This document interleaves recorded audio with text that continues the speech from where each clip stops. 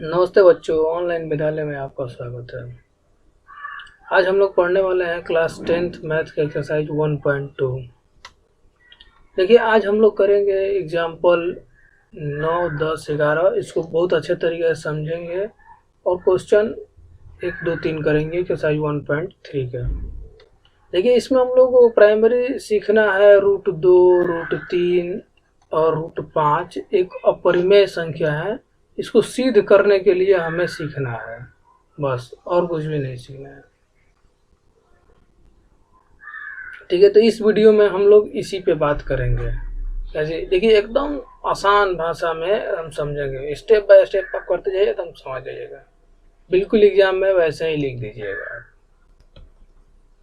चलिए देखते हैं, √3 एक अपरिमेय संख्या है। देखो, ये सबसे पहले है ना, √3 एक अपरिमेय संख्या है।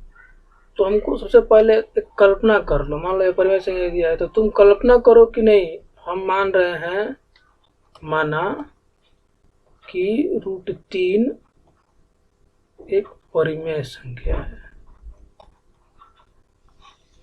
ठीक है, देखो ये हमने कल्पना किया हुआ है।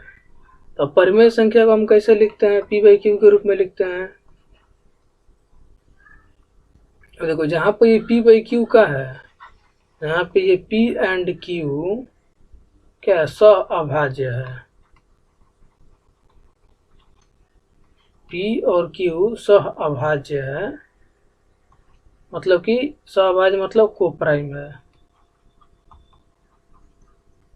और इनका जो HCF है, HCF जो है p एंड q का, ये क्या है? ये 1 होगा। अगर सहअभाज्य है तो HCF 1 होगा। और ये q 0 नहीं होना चाहिए। तो मान लो तो q 0 हो जाएगा तो सहअभाज्य भी नहीं होगा। चलो ठीक है, तो अब और मानते हैं आगे। अब देखो, इसको हमको करना क्या है? अभी इसको दोनों तरफ स्क्वायर करेंगे। तो लिखो, दोनों तरफ वर्ग करने पर। ठीक है ना। अब दोनों तरफ स्क्वायर कर देते हैं।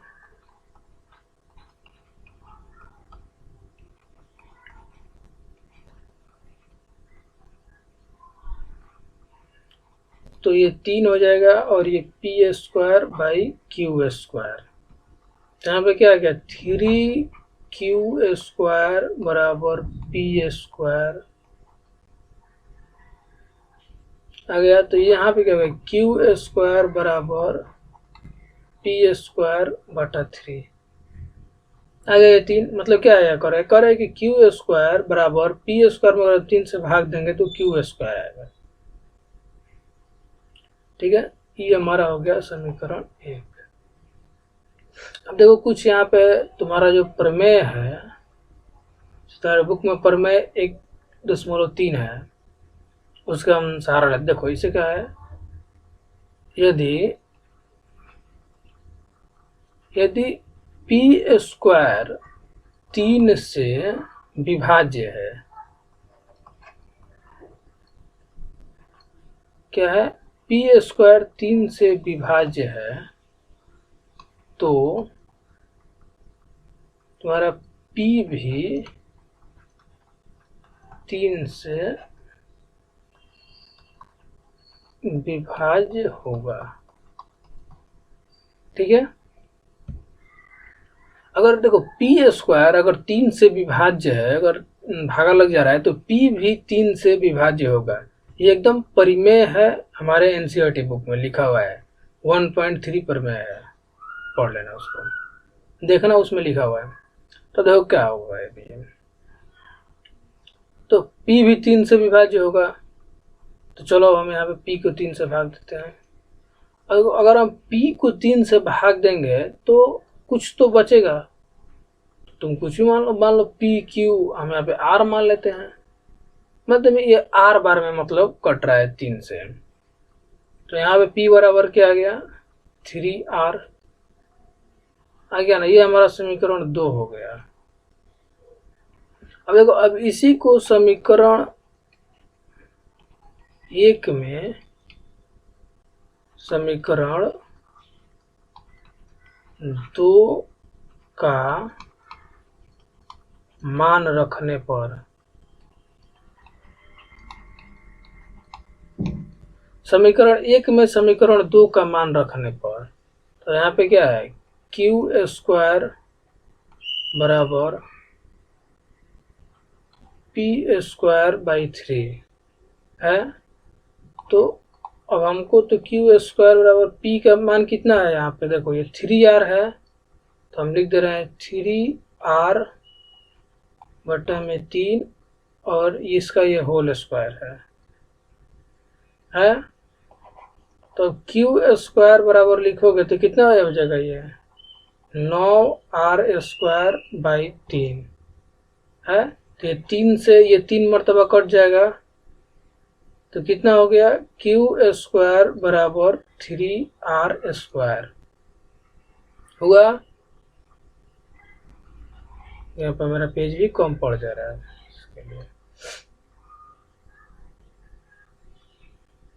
तो यहाँ पे क्या हो जाएगा, क्यू स्क्वायर बटा में 3, ये 3 को हम इधर भेज दिए तो भागा में चला गया, बराबर r स्क्वायर। अब देखो अब यहाँ पे क्या आया, अब यहाँ पे आ रहा है कि क्यू स्क्वायर 3 से विभाज्य है।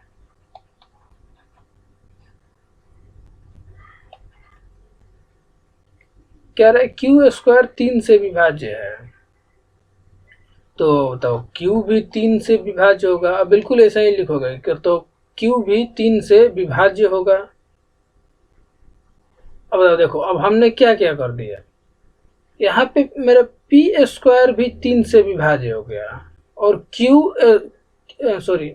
पी भी मेरा 3 से विभाज्य हो गया और क्यू भी 3 से विभाज्य हो गया। तो क्या ये सह अभाज्य संख्या है, को प्राइम नंबर है। को प्राइम नंबर क्या है, को प्राइम नंबर उसी को कहते हैं जो एक से कटता है, बाकी किसी से नहीं कटे। तो यहाँ पर तो ये 3 से विभाज्य हो जा रहा है। तो देखो अब इसी तरह हमको लिख सकते हैं कि अतः को ये क्यू 3 से विभाज्य है, लिख दो यहाँ पे।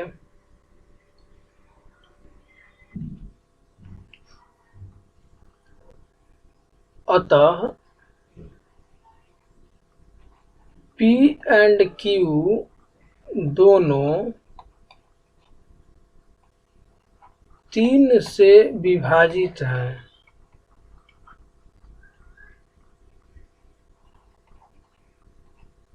क्या हो जाएगा, P और Q दोनों 3 से विभाजित हैं।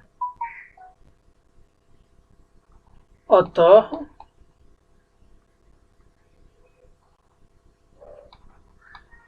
इनका HCF नॉट इक्वल टू 1।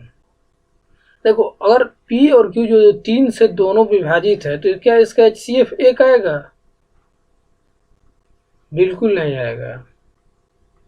इसका HCF 1 नहीं आएगा क्योंकि ये दोनों विभाजित हैं, 3 से विभाजित है, तो इनका HCF क्या हो जाएगा, 3 हो जाएगा। हम देखो यहाँ पे लिख रहे हैं, समझ जाना अपने कॉपी में। तो इसे हम क्या निष्कर्ष निकालते हैं,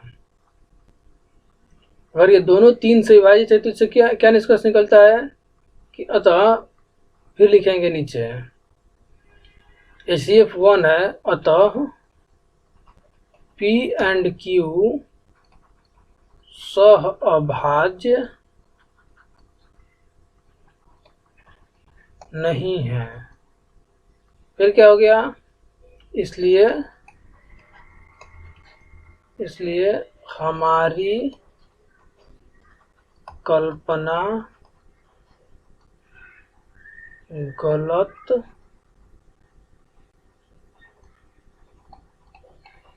साबित हुई। इसलिए हमारी कल्पना गलत साबित हुई। √3 अपरिमेय संख्या है, ठीक है ना। जो हमारी कल्पना थी गलत साबित हुई। इसीलिए कोई भी कल्पना अपने मन से मत करो, सब गलत साबित होगा। को कल्पना ही है, उसको कल्पना ही रहने दो, हकीकत नहीं बनाओ, ठीक है। तो इसको समझ लिए तुम लोग। रूट 3 को वही सिद्ध करेंगे। इसी तरह रूट 5 का भी एक प्रश्न है जिसको हम आगे बताएंगे। तुम्हारे एक्सरसाइज 1.3 का पहला क्वेश्चन है। तो एक बार ध्यान से फिर से देख लो क्या किए। रूट 3 को p/q माने, फिर दोनों तरफ वर्ग किए हैं। यहाँ पे p और q सह अभाज्य को प्राइम है, इसलिए इसका HCF 1 आया, ठीक है। फिर रूट 3 का स्क्वायर कर दिए हैं। देखो कुछ नहीं करना, स्क्वायर करके तुम हल करते जाओ। क्यू स्क्वायर बराबर पी स्क्वायर भागा 3 आएगा। इसको समीकरण 1 मानना है तुमको।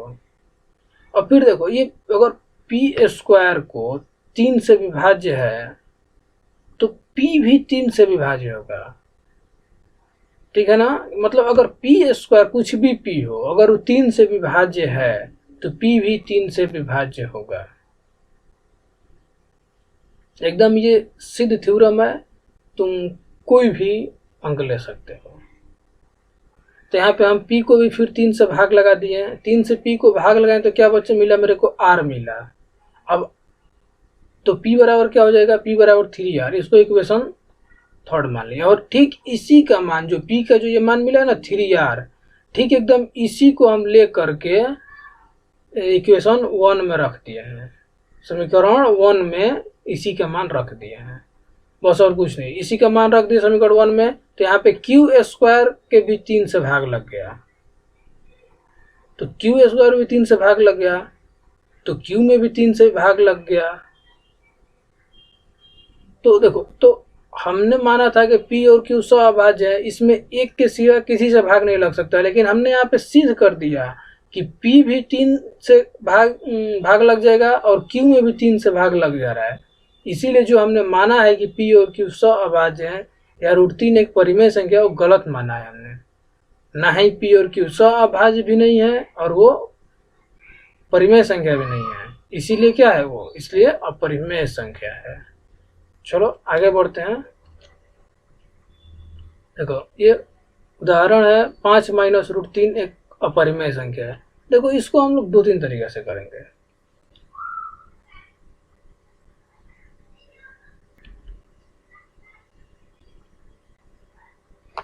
सबसे पहले कल्पना करो कि 5 माइनस रूट 3 का है परिमेय संख्या है, ठीक है। तो 5 माइनस रूट 3 बराबर p/q। देखो हम भी यहाँ पे लिखेंगे, फिर लिखेंगे p एंड q को प्राइम है। को प्राइम का मतलब समझ गए, सहअभाज्य है। और सहअभाज्य है तो इसका HCF क्या होगा, 1 होगा ना। को प्राइम नंबर का मतलब ये भी होगा कि p और q का है, p और q इंटीजर है, मतलब पूर्णांक है। ये भी हो सकता है। देखो हमको चाहिए क्या, रूट 3। चलो रूट 3 निकालो इधर। रूट 3 बराबर p/q माइनस 5, +5 इधर रह जाएगा तो -5 हो जाएगा, ये माइनस रूट 3 है। अब दोनों तरफ वर्ग करो।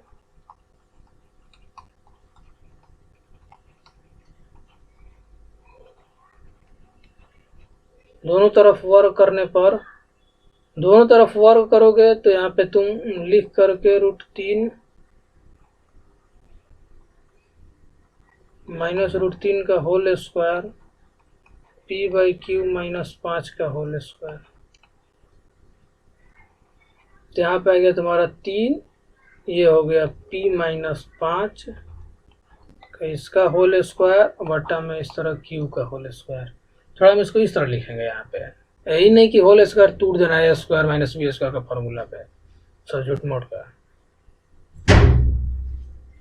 तो अब यहाँ पे क्या होगा मेरा 3q स्क्वायर बराबर p माइनस 5 का होल स्क्वायर। देखो एकदम जैसे जा रहा है हल करते, एकदम हल करते हुए जा रहे हैं हम, ठीक है। कुछ भी हम इधर उधर नहीं किया है, जैसे एकदम हल हो रहा है वैसे हल कर रहे हैं। फिर देखो यहाँ पे क्या हो जाएगा, q स्क्वायर बराबर p-5 का होल स्क्वायर बाई 3 लिख सकते हैं। अब देखो यहाँ से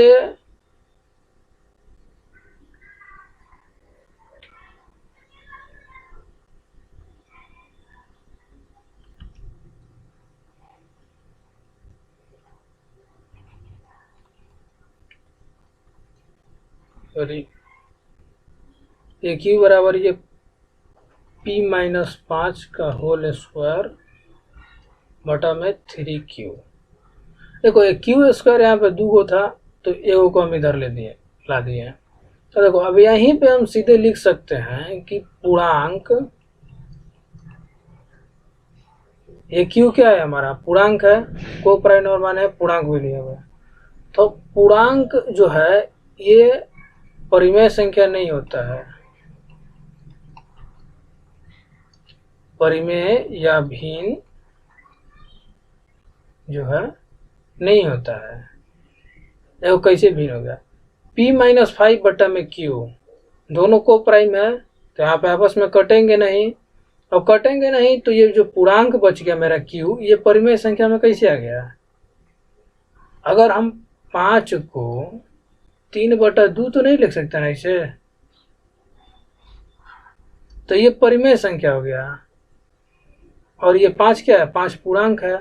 तो ये मान लो कि ये कोई भी पूर्णांक हो, ये परिमेय संख्या नहीं हो सकता। यही यहाँ पे नियम लगाए कि परिमेय संख्या है, सॉरी पूर्णांक परिमेय संख्या नहीं हो सकता। हम इसको यहाँ पे ऐसे ही बनाएंगे। तो यहाँ पे लिख देंगे अतः हमारी कल्पना गलत सिद्ध हुई, 5-√3 एक अपरिमेय संख्या है। यहाँ पे लिखेंगे हम, ठीक है।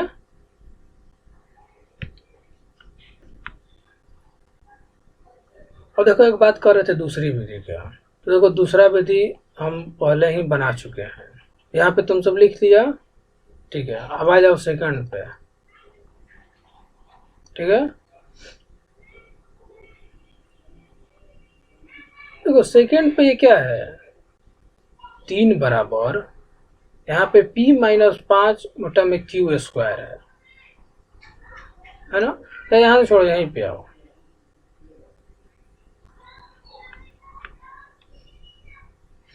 सॉरी यहाँ पे तो रूट नहीं ना है, रूट का मान कहाँ पे है। हाँ देखो हम यहीं से इसका आंसर निकाल सकते हैं।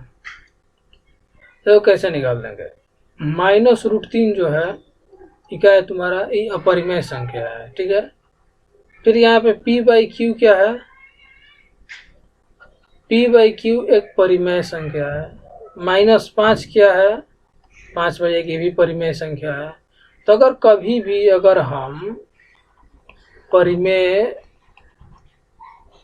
परिमेय संख्या माइनस परिमेय संख्या करेंगे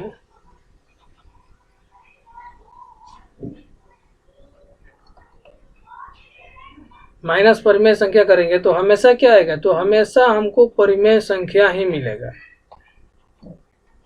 ठीक है। और यहाँ पे हमारा क्या आ रहा है, √3 अपरिमेय संख्या, इसलिए भी हमारी मान्यता गलत सिद्ध हो गई कि √3 एक परिमेय संख्या है, √3 एक अपरिमेय संख्या है। यहाँ से भी मतलब कि ये क्या होता है, कॉन्ट्राडिक्शन फार्मूला है ये, मतलब कि हमारी मान्यता को गलत सिद्ध करता है, यही वो फार्मूला है। कॉन्ट्राडिक्शन हो गया कि जो हमने माना वो नहीं आया, दूसरा आ गया, बस यही बात है। लेकिन हम ये समझने के लिए, तुम्हारा मतलब कि ये 1 नंबर का जो एग्जाम बनाओगे ना, तुम लोग जानते ही हो कि 50 क्वेश्चन तुम्हारा ऑब्जेक्टिव आएंगे। तो ऑब्जेक्टिव टाइप के प्रश्नों को थोड़ा ध्यान में रखना, कुछ को ऐसे ही याद करके जाओगे, कुछ वहाँ पे ऑप्शन रहेंगे तो ऑप्शन सीधे लगा देना। तो ऑब्जेक्टिव टाइप के भी हम बताएंगे, उस पर भी वीडियो बनेगा। लेकिन तुम्हारा ये सबसे बेस्ट विधि है इसको बनाना और इसको लिखना। अगर देखो अगर ज़्यादा आ जाता है, कहाँ पे चला गया, देखो अगर ज़्यादा, अगर ऐसे प्लस माइनस में रहता है, तुम ठीक एकदम इसमें विधि को यूज करोगे, लिखोगे पूर्णांक नॉट इक्वल टू परिमेय संख्या। और अगर केवल रूट देता है तो रूट देता है केवल, तुम ऐसे बनाओगे। अधिकतर तुम्हारा प्रश्न इसी से आता है, √3, √5 या आएगा सिद्ध करने के लिए। देखो ये क्या है, 3√2 एक अपरिमेय संख्या है। तो यहाँ पे 3√2 से मतलब नहीं, हमको यहाँ पे सिद्ध करना है √2 एक अपरिमेय संख्या है। 3 क्या, देखो कैसे है, हमने मान लिया परिमेय संख्या 3√2 एक परिमेय संख्या है, ठीक है। तो 3√2 बराबर p/q, ये सभी में लिखना है। p एंड q सह अभाज्य है, ठीक है। लिख सकते हो p एंड q और पूर्णांक है। p एंड q का जो HCF है, p और q का HCF कितना आएगा, 1 आएगा। ये हम सभी में लिखेंगे इतना। अब दोनों तरफ वर्ग करो,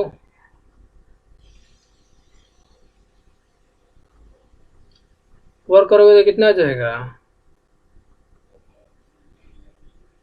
सॉरी, यहाँ पे पहले तुम थोड़ा √2 को अलग निकाल लेना। √2 बराबर p/3q, ठीक है।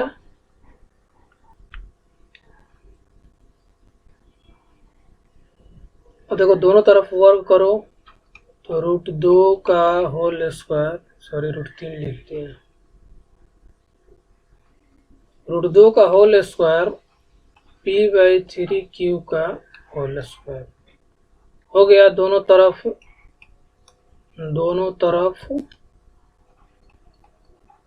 वर्ग करने पर तो ये हो गया तुम्हारा 2, और यहाँ पे हो गया p² बराबर 3 का स्क्वायर करेगा कितना हो जाएगा, 9q² हो गया। फिर यहाँ पे तुम्हारा कितना हो गया, q² बराबर p² बटा में ये 2 इधर आएगा तो 18। अब देखो अब बिल्कुल हम उसी क्वेश्चन पे आ गए ना, इसको हम इक्वेशन 1 माने थे कि p² को वहां पे कितने से भागा दे रहे थे हम, 3 से। यहाँ पे कितना से भागा देंगे, 18 से। तो अगर हम p² 18 से विभाज्य है तो p भी 18 से विभाज्य होगा। इसी को हमको यहाँ पे लिखना है। तुम अगर एग्जाम में बनाओगे क्वेश्चन तो यहाँ पे लिखोगे तुम कि p² 18 से विभाज्य है तो p भी 18 से विभाज्य होगा। देखो तुम ऐसे लिखोगे तो अब p भी 18 से विभाज्य होगा, इसका मतलब क्या, p को भी 18 से भाग दो। अब मान लेते हैं p कोई संख्या है उसमें 18 से भाग दिए हैं, तो वहां पे r मान लेते हैं, यहाँ पे a मान लो। चलो a मान लेते हैं कि a बार में गया, तो p बराबर क्या हो गया, 18a हो गया। ये मेरा इक्वेशन 2 हो गया। अब समीकरण 1 में समीकरण 2 का मान रखने पर, चलो तो मान रखो। देखो p² बराबर क्या रखना हमको, q² बराबर p² क्या है, 18q गुणा 18q, ऐसा रख दिए। नीचे में क्या है, 18 है, तो एक 18 से एक 18 एक मरतबा चला गया, तो q² बराबर क्या हुआ, एक बार में 18 से 18 चला गया तो 18q², सॉरी 18q² क्यों, ए माने है यहाँ पे यार, 18 ए है,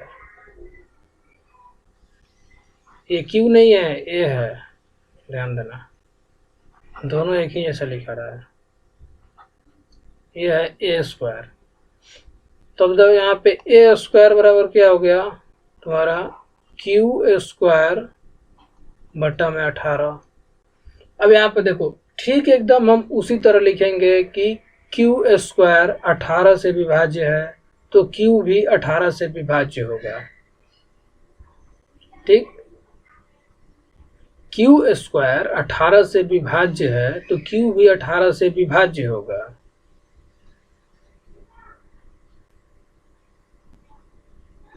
ठीक है,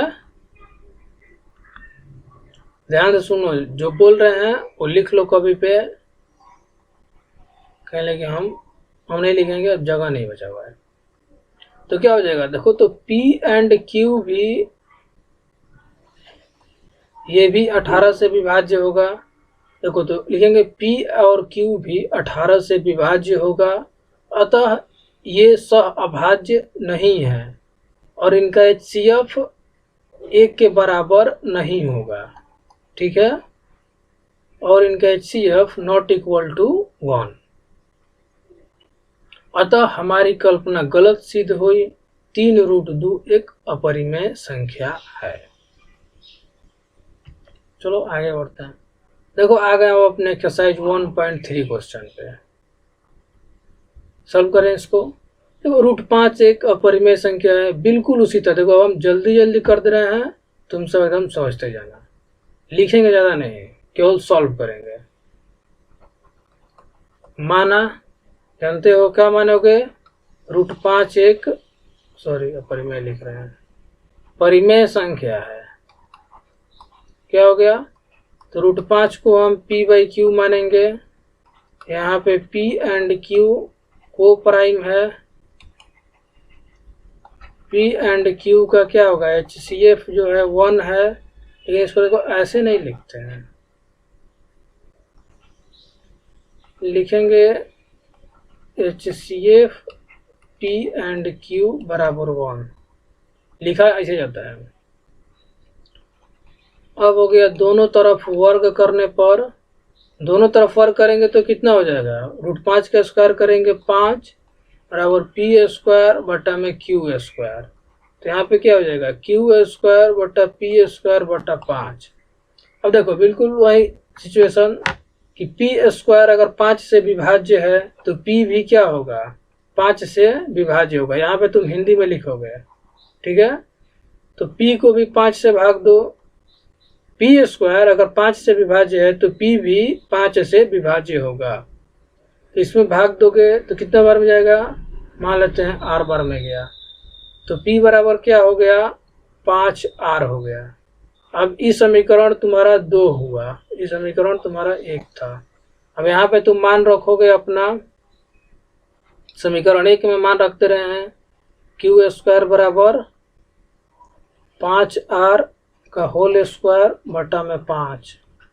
तो Q² बराबर 1 5 से 1 5 चला गया, यहाँ पे 2 5 है ना, तो स्क्वायर है। स्क्वायर का मतलब क्या हुआ, ये स्क्वायर अगर नहीं रहता तो हमारा यहाँ पे एक और 5R होता है। इसे 5 से 1 5 कट गया, तो यहाँ बच गया 5R²। तो Q² बटा 5 ये हो गया तुम्हारा R²। तो Q² भी 5 से विभाज्य है, इसीलिए Q भी होगा जो ये भी 5 से विभाज्य होगा ना। तो बताओ, तो P और Q दोनों 5 से विभाज्य है, तो क्या ये को प्राइम है, नहीं है। अगर P देखो P एंड Q ये दोनों का हो गया 5 से विभाज्य हो गया, तो ये को प्राइम नहीं है। और इसका HCF भी जो होगा ये 1 के बराबर नहीं आएगा, इसका HCF 5 हो जाएगा। मतलब अगर 10 से विभाज्य होगा तो वो भी 10 भी हो सकता है, ज़्यादा भी हो सकता है, परंतु 1 नहीं होगा, इतना एकदम कन्फर्म है। तो अतः हमारी मान्यता गलत सिद्ध हुई कि √5 एक अपरिमेय संख्या है। √5 एक अपरिमेय संख्या है। सही तो बोले थे यार, समझ गए हो ना। अगर नहीं समझे हो तो फिर से दोबारा इसको देखना, इसको नहीं, √3 बताए थे ना उसी को देखना। √3 हो या √5 हो या √2 हो, सभी एक जैसे हैं, सभी को एक तरीके से सॉल्व करो आराम से, कोई दिक्कत नहीं। बिल्कुल ऐसे लिखे। देखो यहाँ पे हम कर रहे थे, √3 अगर होता तो यहाँ पे क्या आता कि P² 3 से भाज्य है, आता ना। √2 सॉल्व किए, उसमें क्या है, उसमें आया है कि P² 2 से विभाज्य है। देखो वहाँ पे रूट 2 नहीं सॉल्व किया, वहाँ पे 3 रूट 2 सॉल्व किया है, इसीलिए वो 18 आया हुआ है तुम्हारा। अगर केवल रूट 2 को सॉल्व करोगे तो यहाँ पे पी स्क्वायर के नीचे 2 आएगा, तो ये 2 से विभाज्य है, यहाँ पर भी 2 से विभाज्य होगा, क्यू भी 2 से विभाज्य होगा, तो यही आएगा। रूट 2 को करोगे तो रूट 3 को बता दिए, यहाँ पे रूट 5 को भी समझा दिए। चलो अब आगे चलते हैं। देखो ये 3 प्लस 2 रूट 5 एक अपरिमेय संख्या है। देखो इस क्वेश्चन को जो तुम्हारा था ना वो उसको उस तरह बता रहे हैं इसको परिमेय वाला से। देखो माना 3 प्लस 2 रूट 5 एक परिमेय संख्या है।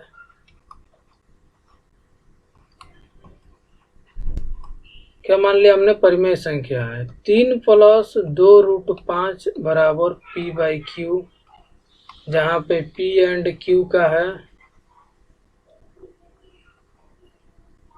पी एंड क्यू क्या है? को प्राइम है, सह अभाज्य है, और HCF क्या हो जाएगा? पी एंड क्यू का 1। ठीक है, तो हमको चाहिए रूट 5। चलो तो रूट 5 को निकालते हैं। तो पहले 2 रूट 5 बराबर पी बाई क्यू माइनस 3। देखो इक्वेशन हल कर जाना है, 3 इधर से इधर जाएगा तो माइनस में हो जाएगा, समझते हो तुम लोग। फिर देखो रूट 5 बराबर पी बाई क्यू माइनस 3 बटा में 2 आ गया 2।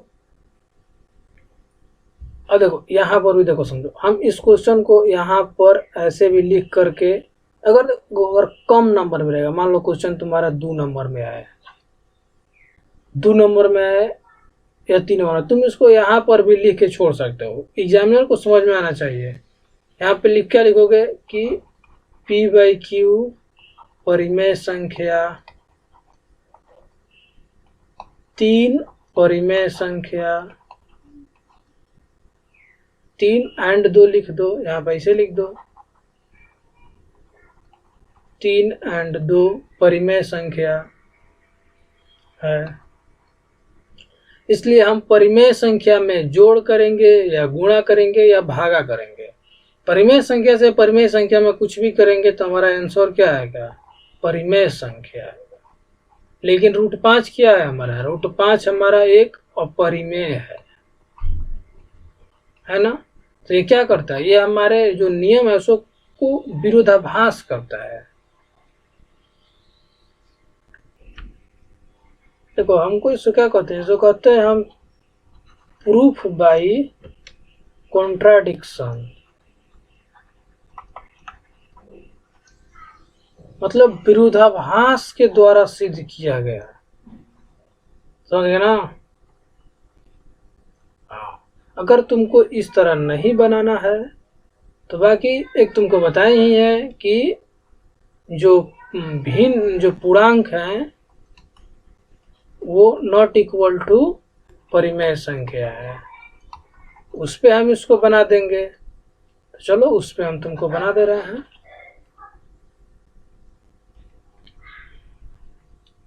वैसे भी जानते हैं तुम लोग 10 क्लास में कितना दिमाग लगाता है, ठीक है ना। तो चलो अब हम यहाँ से इसको भूल जाओ, ये जो समझ गया होगा समझ गया होगा, जो नहीं समझा होगा फिर से देखो, नहीं आ रहा है तो तुम्हारे लिए यही क्वेश्चन ठीक है, इसी तरह बनाओ। देखो रूट 5 बराबर क्या मान लेंगे इसको हम? p माइनस 3q बटा में क्या है? q, और इसके बटा में है 2, तो ये 2 बटा 1 हो जाता है नीचे, तो ये उधर पलट के जाएगा तो क्या हो जाएगा? यहाँ पे 1/2 से गुणा होगा, पलट के जाता है ऊपर, तो 1/2 से गुणा हो गया तो क्या हो गया? यहाँ पे ऊपर तो 1 से गुणा हो तो कुछ भी नहीं हुआ, और यहाँ पे 2 से गुणा हो गया तो क्या हो गया? 2q हो गया। तो चलो ठीक है, तो मेरे पास जगह की कमी है इसीलिए हम मिटा के लिख रहे हैं। तुम सब कॉपी पे नेक्स्ट स्टेज में लिखेगा, नेक्स्ट लाइन में। यहाँ पे क्या हो जाएगा? 2q। अब इसको होल स्क्वायर करोगे तो क्या हो जाएगा?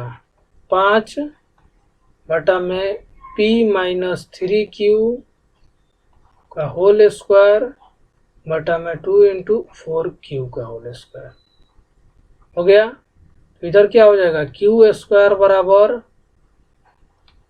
p माइनस 3q का होल स्क्वायर बटा में ये 5 इधर आएगा, 4 पहले से है तो 20। अब 2 गो क्यू है यहाँ पे, तो हम 1 गो क्यू इधर रखेंगे और 1 क्यू रख देंगे, p माइनस 3q बटा में 20q हो गया। और ये p माइनस 3q का ये क्या है, ये होल स्क्वायर है। तो क्या साबित हो गया इससे, ये जो है ये पूर्णांक हो गया और यहाँ पे p माइनस 3q बटा में q ये तुम्हारा परिमेय संख्या हो गया। तो ये बराबर नहीं है। परिमेय मतलब भिन्न, भिन्न मतलब बट्टा वाला, समझ में आ गया ना। तो ये बराबर नहीं है, तो क्या हो गया, लिख देंगे हम, अतः हमारी